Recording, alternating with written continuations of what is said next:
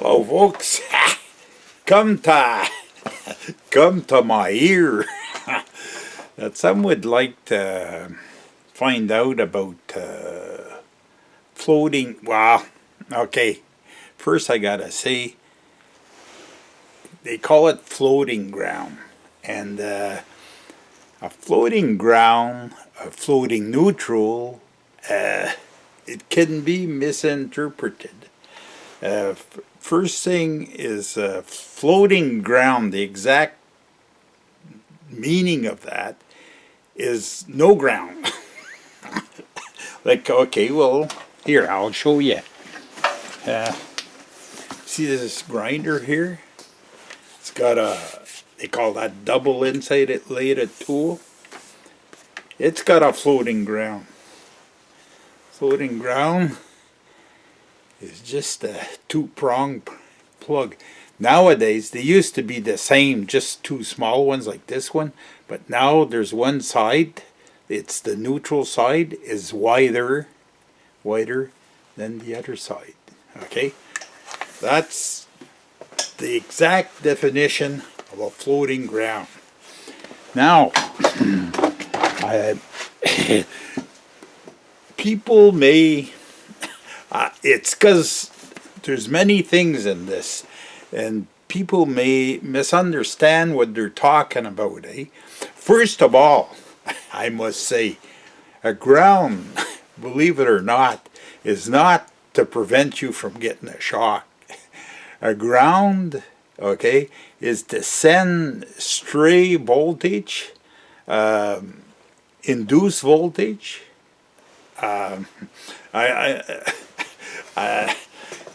These terms may not mean much to some people, and okay, electricity, like when you start a tool, okay, like start the grinder, okay, well, it pulses, and that induces, they call that electromotive force. Anytime you start a motor, even, okay, you start the lights with ballasts there's just because you're starting, there's a transformer, it starts to pulse like that, and that induces EMF, they call that, electromotive force. It induces on the wires, okay, and that's static electricity, and to get rid of that on the neutral, they dump it to ground. Ground is earth, okay. Usually they'll get it with ground rods. First off, on the surface, a house surface, the hydro, their system is grounded at the poles, not all the poles, but most of them. They bring in neutral in your house. Their neutral is grounded, okay? But they want you to provide, for the service, the hydro service, provide a grounding system. It could be grounding plates, it could be grounding rod, but you have to abide by the hydro inspection department for this. Now, if you, I don't exactly know the question mark and where it is, but if you have a generator, okay, and you have a question, should I put a grounding rod in there? Well, the inspection department says if you run an extension cord and you put this grinder at the end of it, this one, or even a grinder with a metal casing, okay, and a normal grounded end on it, you don't have to ground the generator. The generators, you should take a, okay, this is where it gets tricky. A floating ground, a floating neutral, okay? Some generators have what you call a floating neutral, okay? A floating neutral is an ungrounded, unearthed neutral, okay? And there's just one instance that you have to, you can run unearthed generators. It's best, in general use, you should have a connection on your generator between the casing, which is considered ground, and the neutral. Okay? Okay, hey, by anyway, I'm not a professor, eh? So if you misunderstand anything that I say, not my fault. Okay? I have a tendency to lose myself sometimes too, eh? So I understand what I'm talking about, but I have a hard time conveying it to people. Okay, I have already said I forget where I was. I'm jumping around from one place to the next. You don't, the hydro inspection, they say you don't have to ground the generator. Even if you run an extension cord, it's a unit by itself. Could you get an electric shock? Okay, well, don't do as I do as I say. I can take me, if there's no ground, okay, no ground at all, I could take a live wire, put my finger to it, and I won't feel nothing. Because you have to have a bias to something in order for electricity to flow. Just something being electrified doesn't change nothing. Okay, why have grounds, okay, is I take a toaster that's plugged into a generator, okay, and just normal extension cord. And inside the toaster, the wire that goes to the elements is frayed, okay, and it's touching the casing, like the outside metal part of the toaster, eh? So if you got no ground, that just comes live. Or if your ground is not bonded at the generator, then the toaster becomes live, okay? The ground wire is going back to the generator, so it's carrying live components. And then if you happen to touch neutral, okay, and then you touch the frame, you're or even at the toaster, okay, as soon as you're in between, and if you decide that you're gonna, okay, that you're gonna put a ground rod, okay, somewhere in between a system that's already grounded, like a house, and you decide I'm going to ground my generator, but you're feeding the house with the with the power that you or part of the house. Well, the house is already grounded, eh?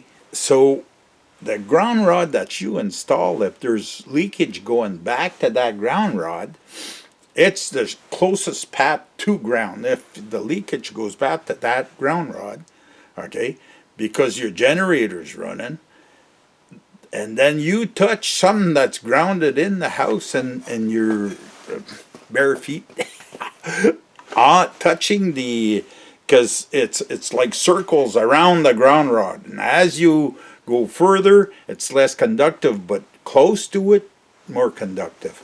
You're going to get a little tinkling, let's say. The best thing, there's an instance where, the only instance, as a matter of fact, where a generator should not be, the neutral should not be bounded to ground, is if you have a transfer switch, but that's normal people, for normal applications, that wouldn't apply. If you have a transfer switch that transfers a neutral, okay, not only the two lines, normal 90% of the transfer switches transfer just the two lines. They don't transfer the neutrals. So the neutrals are always bonded. But if you have a generator feeding with a generator into a transfer switch, this is complicated. And it transfers the neutral, and the two lines don't bond the neutral in the transfer in the generator. Okay, at that instance, I don't know if I said it wrong. That's when it transfers everything. That's when, but only in a transfer switch application, when it's, because your systems are, you're only supposed to ground your or earth your ground, okay, on a system. A system could be, if your generator is tied into the house, that's part of the system. So you're only supposed to earth your ground at one place, and that's already done in your service, okay? As an electrician, even if you put a sub panel, let's say you have the shit house. You have a sub panel in the shit house. You don't put a ground. Your wire that feeds that sub panel from the main panel already is carrying a ground, eh?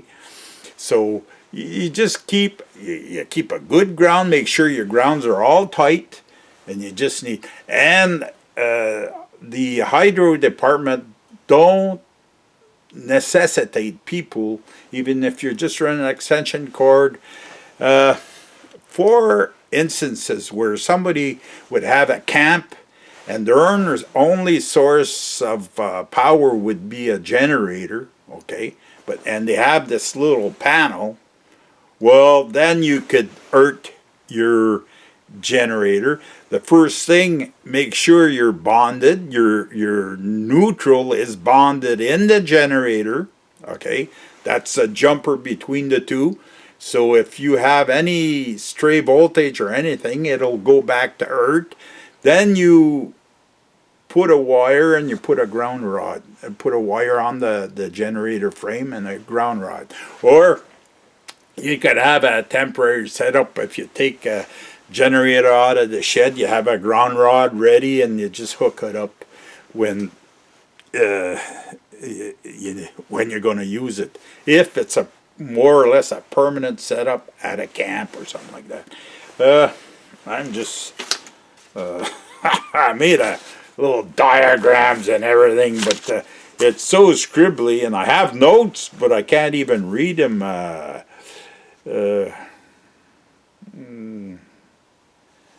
Yeah, the only time you need the ground rod is when you have a transfer switch and your transfer switch disconnects the neutral. Otherwise, you don't need a ground rod on your generator. The ground rod, I think I said that at the beginning, protects if you get a lightning strike. That'll protect the system. Let's say you not getting shocks is a freebie. That's not why the system's built like that. But it gives you protection through the neutral. It'll blow the breaker too. Because the neutral's hooked up the ground. If you get a short, okay, if the live wire goes to ground at the toaster, let's say, it'll trip whatever kind of breaker you have on your generator. All supposed to have a breaker. If you don't, well, it should. Anyways, that's my explanation. There's I was asking myself, are people thinking of a floating neutral, and they're talking about floating ground? Because there's a difference. There's just a side note, not to complicate things. This thing again. Yeah. There's such a thing as a floating neutral, and electronic stuff, it likes floating. Here's, hang on, we'll go back to what I was talking about. I just seen that. These little, these little transformers or power supplies, or even the ones that, you know, the ones that your laptop, it's got a transformer in and there's a cord that you plug in. That cord's got a ground on it, but then the wires going to the laptop don't. That's an isolating transformer.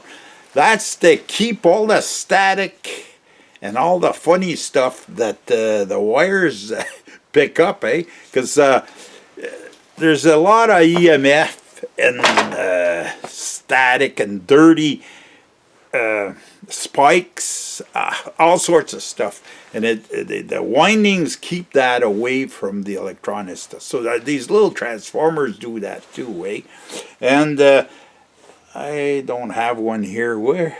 Oh, there's some in the house. I used to have one. I had done some, you know, the little chokes that you see on the wire. That's to break the EMF too. But that's a topic for another day. I already talked about that. They're made out of ferrite material, and they clamp those around the wire. Anyways, hoping this solves the riddle. In my head, it's pretty clear, So the trick is there, one ground rod. If you're feeding a panel at the camp with your generator, okay, install a ground rod. One thing you should check is check between the frame ground and your neutral. Your neutral is the pin with the wide, hang on, I'll show you the neutral again there.